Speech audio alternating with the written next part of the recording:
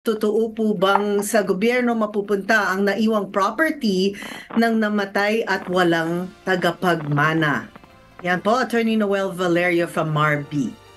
Yes, meron tayong tinatawag na kapag wala na akong tagapagmana, walang lumabas na magmamana dun sa property na naiwan ng namatay, mapupunta ako sa estado ho yan. Kasi wala na bang ibang pupuntahan yan.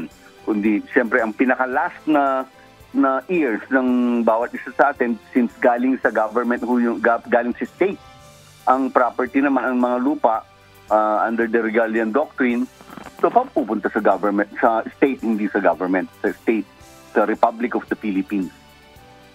Oh, ganun pala yun, ha? Opo. So, naku, pero attorney, paano kung, ano ba yun, Miss Jackie? Wala siya mga kamag-anak? Hindi pwede doon sa mga kamag-anak, attorney?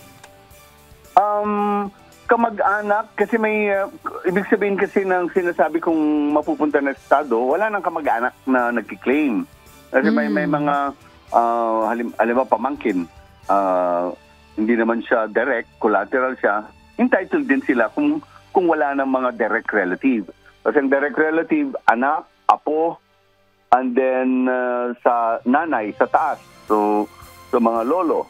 Yun. Pero without them, yun, papasok na ho yung mga yung state. Kasi after yung collateral relative, niece, wala na ho, kundi state na ho ang susunod ho doon.